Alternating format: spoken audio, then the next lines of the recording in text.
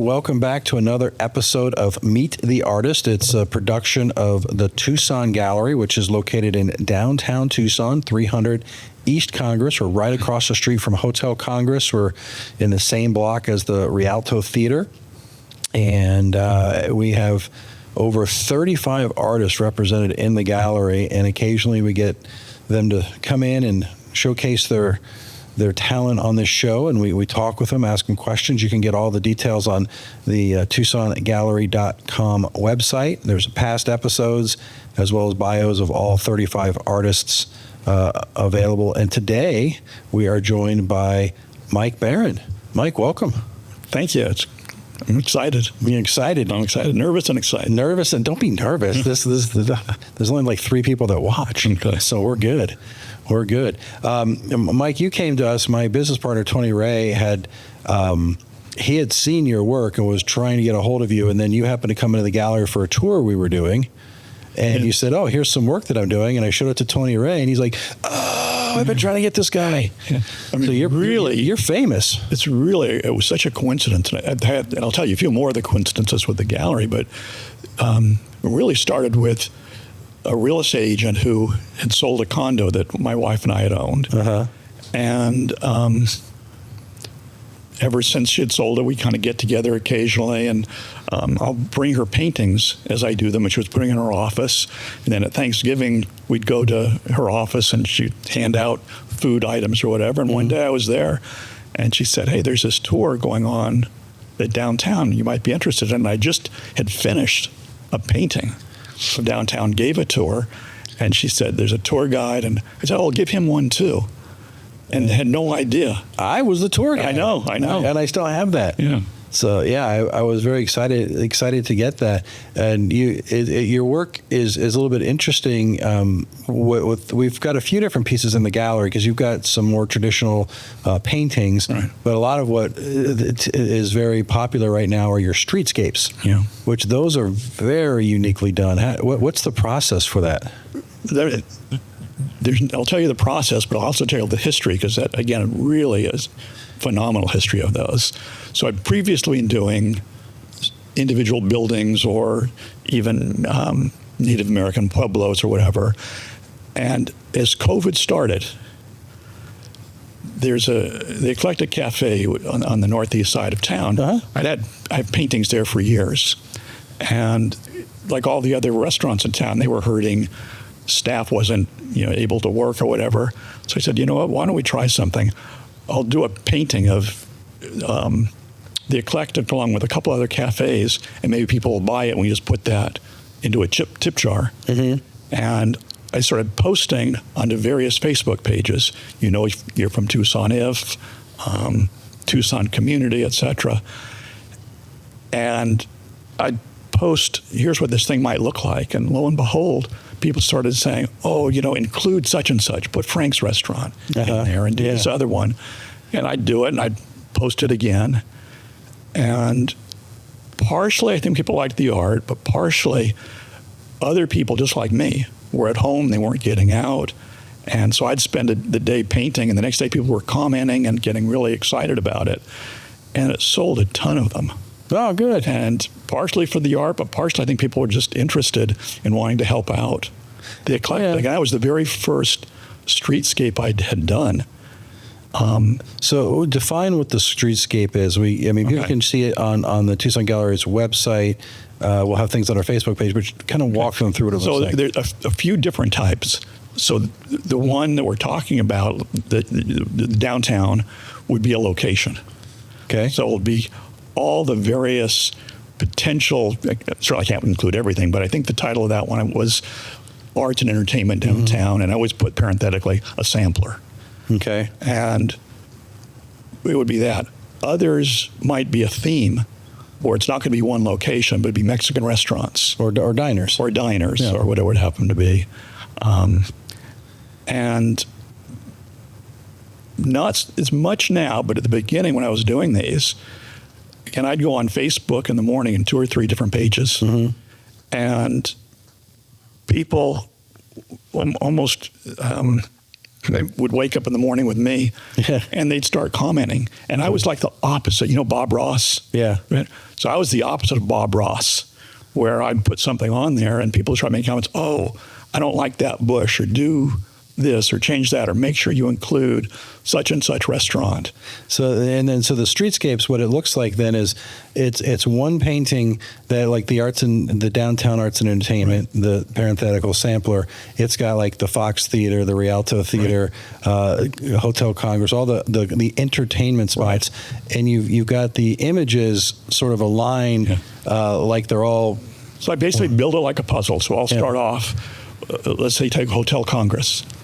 So I'll probably take 15 or 20 photographs, because I've got to get the same shading of something on the north side of the street or the south side of the street. Right. So I want to get, and then I'll start painting. So you get the same shading for each building. For each building. Okay, so you've got to have every different angle at different times of day for each building. So I'm going to. And generally, my favorite time is when it's cloudy, because I don't have to worry about shadows at all. So now I'll have a photograph of Hotel Congress, and I'll work on that independently. Do another photograph of any other art place, whether it's the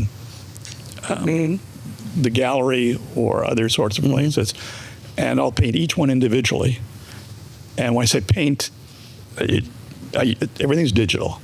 Right. So I'm doing it on my laptop. And people hear digital art, they think, oh, you just push a button.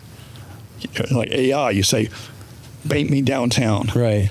And each building, whether it's the proper shops or Hotel Congress, whatever I'm doing, probably the bigger ones will probably take me anywhere between 70 and 100 hours to do one building. One building.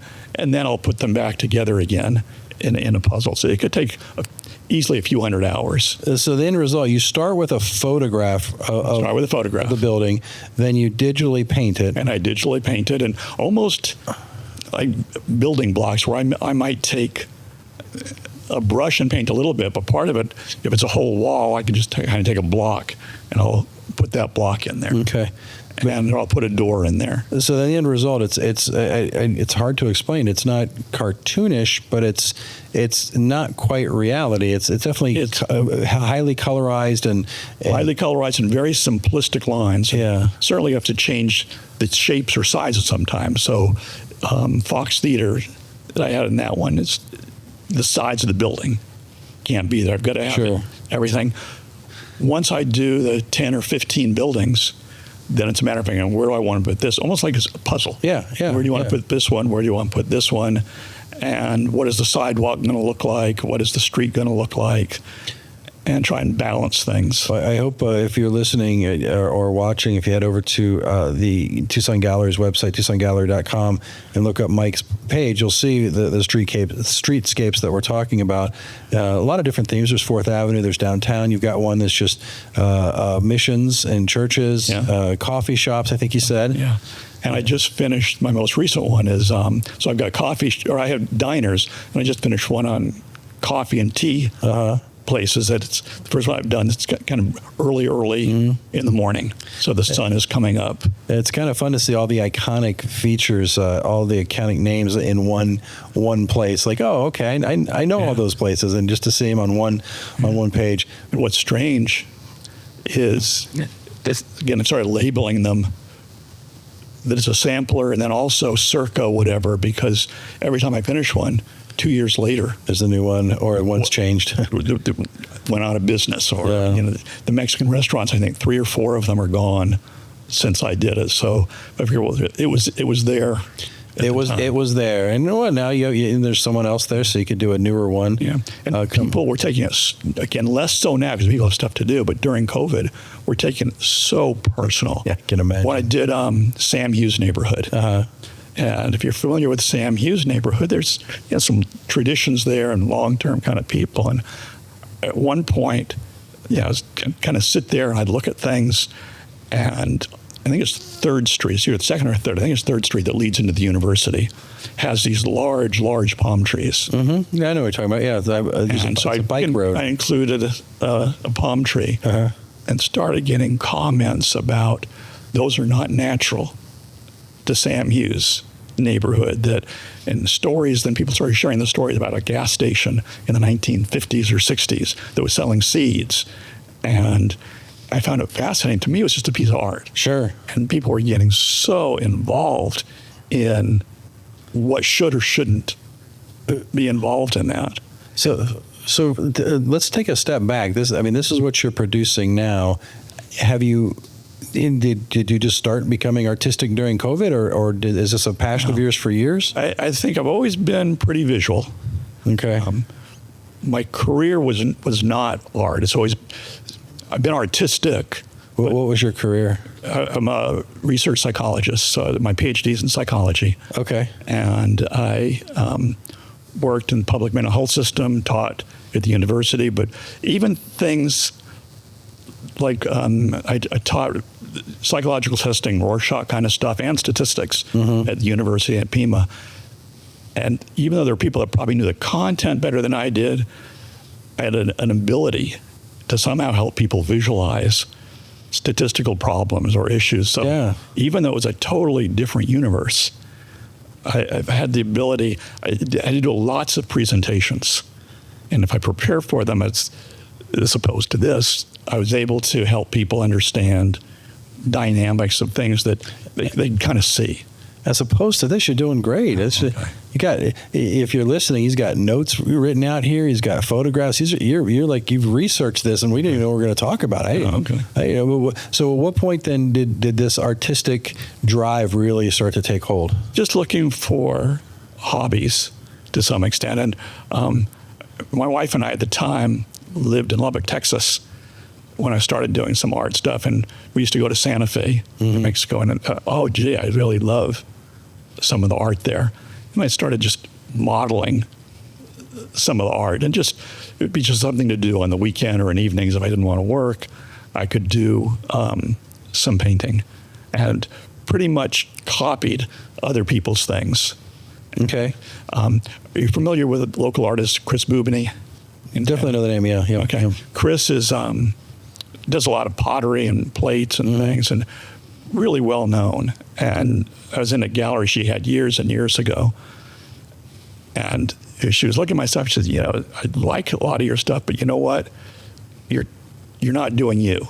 Right. You're doing Nieto, or you're doing this person, or you're doing somebody else. Just do your stuff.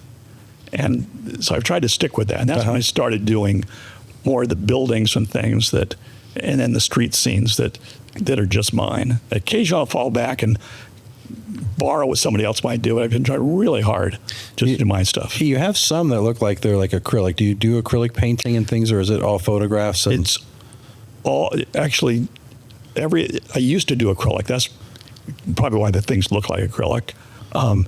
Nothing on the website or that you have is acrylic. Everything is digitally painted. So like you've got the main market. That's a photograph and digitally done. So it's a photograph, and then I will go back in, and when again, people think sometimes digitally, okay, I'm going to push a button. Right. But what I'll often do, I can blow up the picture a large size, so I can get into the detail that you couldn't do if you were painting on a canvas with a brush. But nothing that I have currently is painted with acrylics or oil. It's all painted digitally.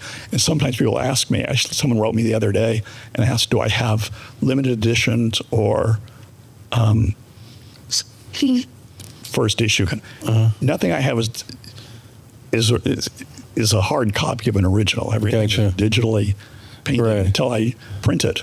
Well, it's interesting because you do go in, like each pixel, you go in and so change. I can go in to change it's 70 hours to do a single building. And some are quicker, but some can take a long, long time. And I know you brought in, this won't be really good radio, but you brought in a photo, which I thought was fun.